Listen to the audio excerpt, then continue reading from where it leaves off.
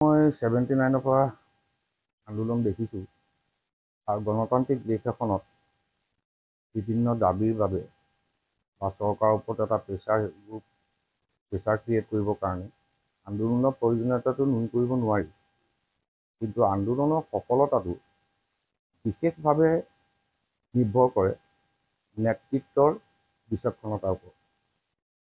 আপুনি যিটো প্ৰশ্ন কৰিলে, আমাৰ অসমত যিখিনি আন্দোলন আমি দেখি আছোঁ, উদাহৰণস্বৰূপে কা বিৰোধী আন্দোলনটো আপুনি ধৰিব পাৰে। মোৰ এটা অনুভৱ হৈছে যে যিসকলে নেতৃত্ব দিছে তেওঁলোকৰ স্বদেশ প্ৰেমৰ ওপৰত আমাৰ প্ৰশ্নটো একো নাই, কিন্তু তেওঁলোক কিমান দূৰদৰ্শী। কাৰণ এটা আন্দোলন আৰম্ভ কৰি দিয়ে, তাৰপৰা অলপ দিনৰ পিছত কেতিয়ানো শেষ হৈ যায় আন্দোলনটো, তাৰ ফলাফল কি হয় ৰাইজে একো গমেই নাপায়। গতিকে মই ভাবোঁ যে তেওঁলোকৰ বুদ্ধিবৃত্তি আমাৰ নিচিনাই, তেওঁলোক আমাৰ নিচিনাই মজলীয়া চিন্তা চৰ্চা কৰিব পৰা বিধৰ মানুহ। কিন্তু এটা ডিফাৰেঞ্চ আছে যে তেওঁলোকে নিজকে এনেকুৱা ধৰণে প্ৰতিস্থাপিত কৰে যে তেওঁলোকৰ স্বদেশ প্ৰেমটো যেন আমাতকৈ অলপ বেছি, তেওঁলোকৰ স্বদেশ প্ৰেমটো যেন আমাতকৈ অলপ বেছি, আৰু কথা দুটামান চিঞৰি পেলাই কয়। এই যে অসফল হৈ গৈ আছে, আন্দোলনততো কেইবাজনৰ মৃত্যুও হ'ল। ধৰক ৰাইজক ক'লা পতাকা দেখুৱাবলৈ ক'লে, সেই কাৰ্যসূচীটো কেতিয়া উঠাই ল'লে আমি গমেই নাপালোঁ। তাৰপিছত আকৌ নেতাসকলকে ৰুলিং পাৰ্টিৰ মানুহৰ লগত দেখোঁ। গতিকে মই ভাবোঁ যে দূৰদৃষ্টি সম্পন্ন আৰু অধ্যয়ন থকা যদি নেতৃত্ব আমাৰ নহয়, আমাৰ আন্দোলনবোৰ এনেকেই চলি থাকিব। আৰু ইয়াত আৰু এটা কথা আছে যে ৰাজনৈতিক দলবিলাকে বা শাসনাধিষ্ঠ দলেই হওক, ৰাজনৈতিক দলে এনেকুৱা নেতৃত্বই বিচাৰে। চব চলি থাকে, আমিও চলি থাকোঁ, তুমিও চলি থাকোঁ, কাৰণ বিশেষ একো কৰিব নোৱাৰে বুলি জানে। এইখিনি যিখিনি এই যে বৰ্তমানে চলি আছে কা আন্দোলনৰ পৰা, তেওঁলোকৰ বিফলতাটো একদম ওলালে নহয় কথাটো। তেওঁলোকৰ চকুকেইটা মুদি থাকে, তেওঁলোকে ভাবে যে তেওঁলোকৰ বিফলতাটো মানুহে ধৰিব পৰা নাই, কিন্তু মানুহে ৰাইজে সকলো বুজি পায়। গতিকে মই এতিয়া নিকট ভৱিষ্যতত বিশেষ আশা মই নাই দেখা।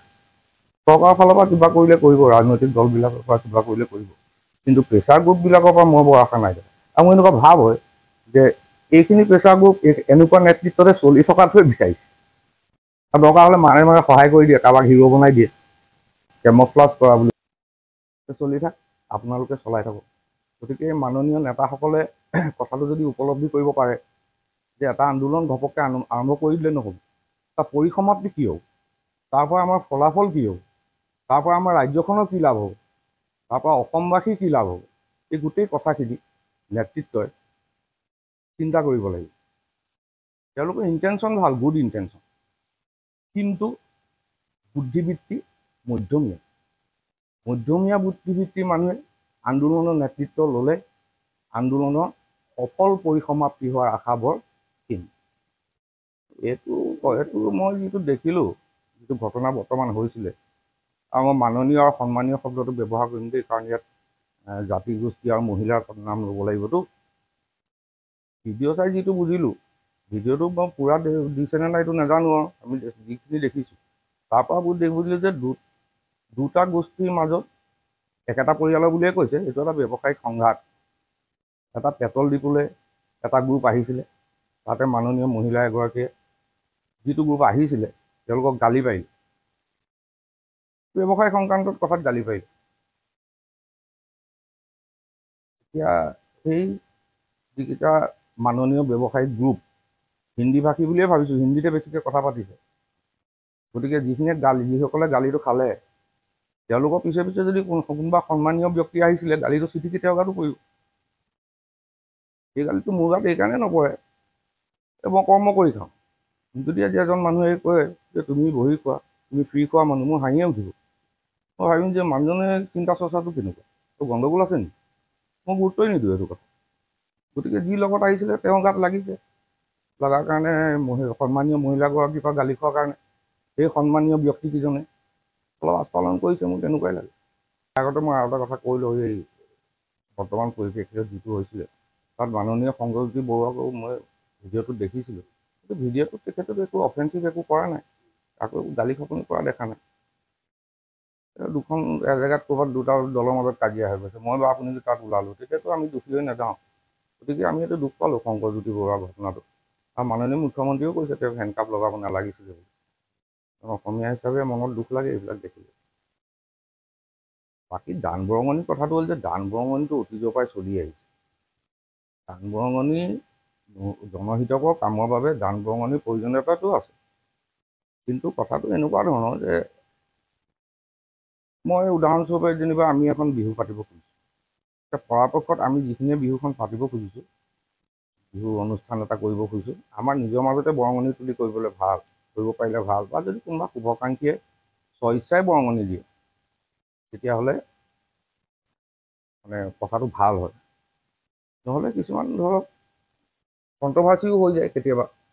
যি অনুষ্ঠান কৰে বা এনেকুৱা পাতে তেওঁলোকে এইটো চাব লাগে যাতে বৰকৈ কণ্ট্ৰভাৰ্চিটো নহয়। কিন্তু এনেই সাধাৰণভাৱে আমি দেখিছোঁ, শিৱসাগৰৰ কথাটোৱে মই কৈছোঁ, কয় দান বৰঙণি তোলে বুলি। এতিয়া স্বইচ্ছাই যদি দিছে সেইটো কথা নাই, কিন্তু তেওঁক যদি জোৰ কৰি কোনোবাই দান বৰঙণি লৈছে সেইটোতো এক প্ৰকাৰ আক্ৰমণ হৈ গ'ল। তেওঁ দি দিব, কিন্তু তেওঁৰ মনটো ভালে নাথাকিব।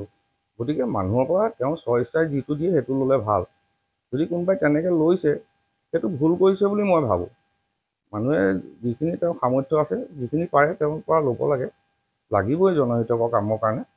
কিন্তু যদি জোৰ জবজ কৰে সেইটো এক প্ৰকাৰ আক্ৰমণ হৈ যায়। এতিয়া আক্ৰমণ হ'লেতো প্ৰত্যাক্ৰমণ হ'বই।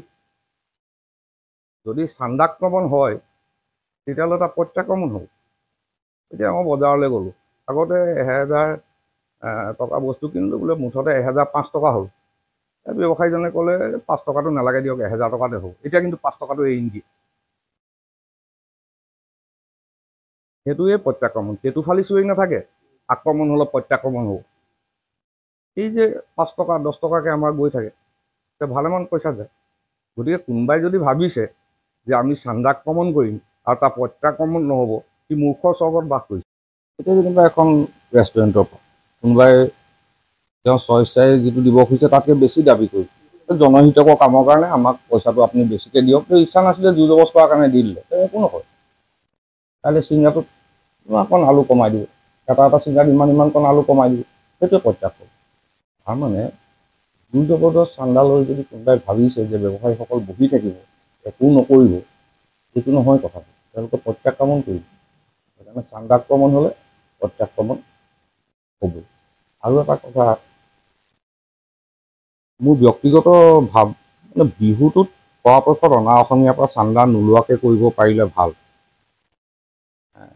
আমাৰ নিজৰ এটা জাতীয় উৎসৱ, আমাৰ ঘৰৰে কিবা এটা অনুষ্ঠান হয়, বেলেগৰ পৰা চান্দা ল'বলৈ ভাল নালাগে। সেইকাৰণে অনা অসমীয়াসকলক আমি বিহুত তেওঁলোকক মাতিব লাগে, নিমন্ত্ৰণ কৰিব লাগে, আমি তেওঁলোকক তিলপিঠা খুৱাম। কিন্তু তেওঁলোকৰ পৰা বৰঙণি লোৱাটো মোৰ ব্যক্তিগত অনুভৱ দেই। ইয়াতকৈ কাৰোবাৰ হায়াৰ লজিক থাকিব পাৰে, কোনোবাই ক'ব পাৰে যে এইটো কাৰণে ল'ব লাগে, সেইটোও তেওঁলোকৰ ভাষ্য। কিন্তু মই এতিয়ালৈকে যিটো ভাবিছোঁ, মোৰ অনুভৱটো হৈছে বিহুত আমি নিজেই বিহুখন পাতিব লাগে, সৰুকৈ পাতোঁ লাগিলে। আমি অনা অসমীয়াক মাতিম, তেওঁলোকক তিলপিঠা খুৱাম, ঘিলা পিঠা খুৱাম। কিন্তু তেওঁলোকৰ পৰা বৰঙণি লৈ বিহু পতাটো মোৰ একেবাৰে কথাটো ভাল নালাগে। কিন্তু মই এইটোও নকওঁ যে তেওঁলোকৰ পৰা বৰঙণি ল'ব লাগে বুলিও যুক্তি থাকিব পাৰে, সেইসকলৰ প্ৰতিও মোৰ সন্মান আছে।